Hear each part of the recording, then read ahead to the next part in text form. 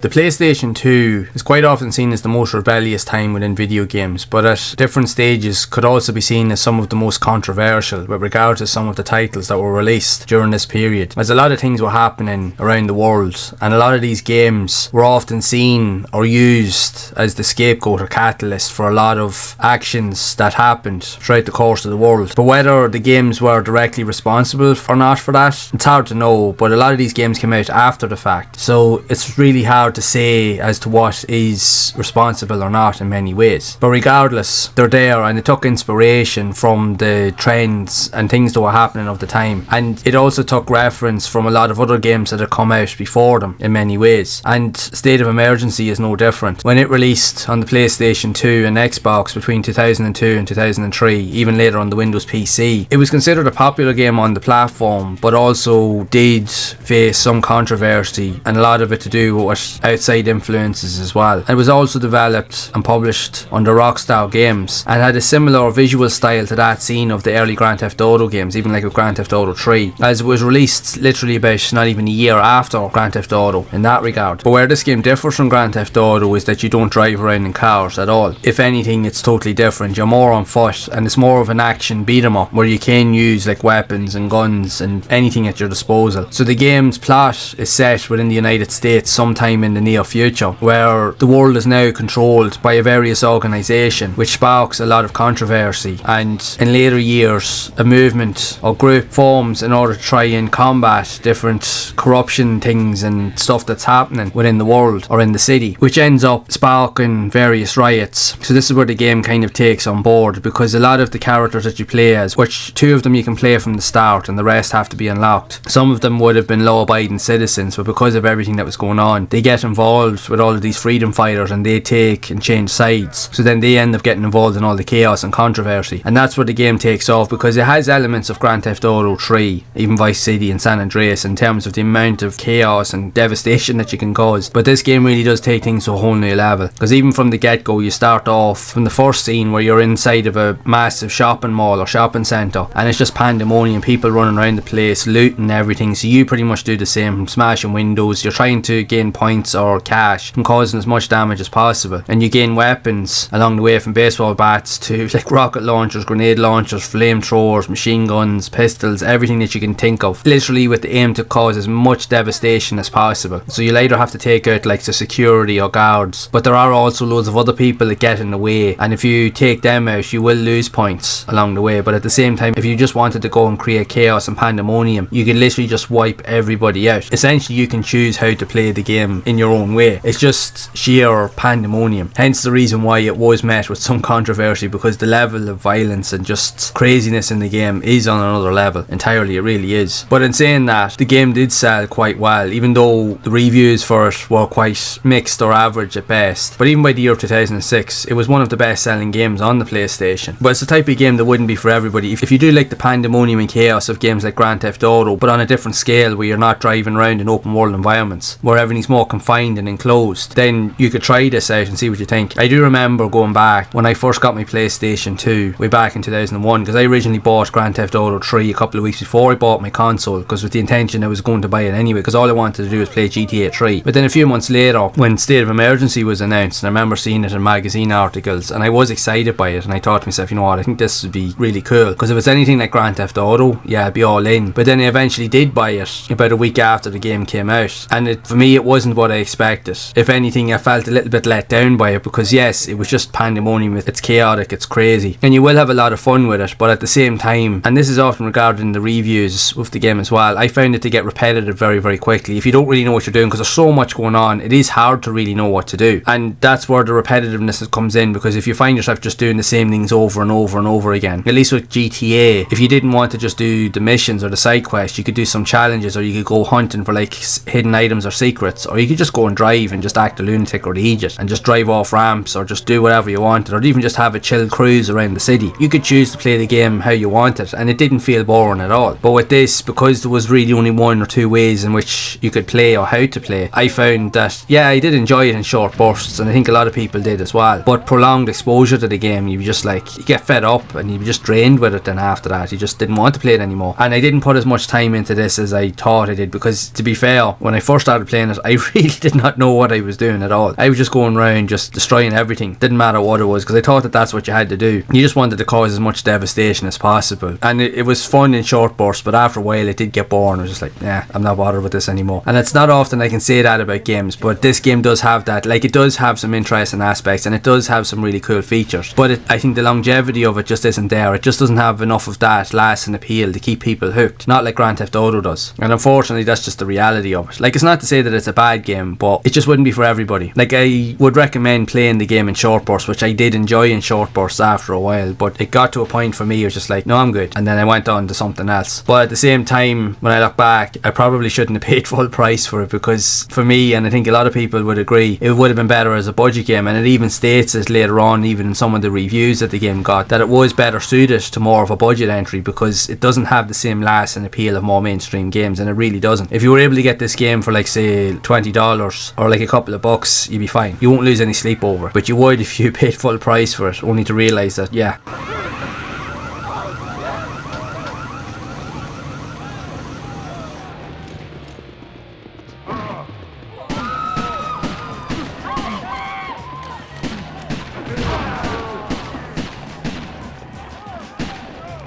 Penalty on civilian kills.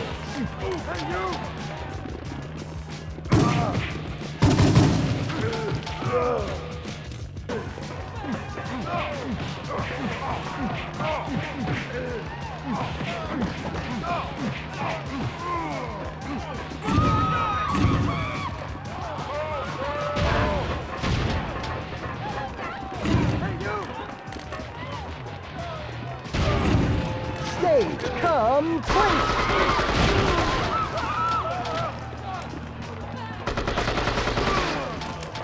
Penalty on civilian kills. Now, in saying that, the people out there will probably absolutely love the game, no problem with that at all. But unfortunately, I just wasn't one of those people, and I don't often say that with video games. Now, it's not to say I didn't enjoy it, I did, but it didn't have the lasting appeal on me that I thought it would have, like Grand Theft Auto. Because for Grand Theft Auto 3, I played that game a ton, even with Vice City, San Andreas, put a lot of time into them. But this, I just couldn't find it within me to do that. It was better in short bursts, and even if I was progressing through the levels, I had to do it fast, or I had to do it quick. Because if I spent any longer than a certain period of time on a certain level, I just more or less be like, I've had me fill for the day, I'm enough and I'm done, and that'd be it, and I probably wouldn't play it again. And I think after a point in time I didn't play it again. I think I ended up selling it because I just got bored with it, and that usually doesn't happen to me with games, even though it does have some interesting aspects. If you like the rebellious nature of games, which a lot of games were going for back then, this did have that in abundance. But for me personally, it was just only in short bursts. That was the appeal to it. It's not a long term game, it's only a short term game, and it won't be for everybody, let's just put it that way. But it is interesting nonetheless. It's a reflection of its time. You really will not see games like this today. That's the thing, because these games really did push those limits and boundaries of what they could get away with, and it's mad to think that games like this got away with a lot of what they did, but they're there nonetheless. But simply, you will not see that in games today, you just won't. But still, if you want to play something that is a reflection of its time, this is one of those games. And with that being said, I would love to know your thoughts of State of Emergency. What did you think of it overall? Were you a fan of the game, or were you like many of us that only like to play it in short bursts back in the day? So be sure to share it down in the comments below. And if you would like to see more content around more unusual and quirky and interesting games like this that also saw a release on the console, then you can check out this playlist right here.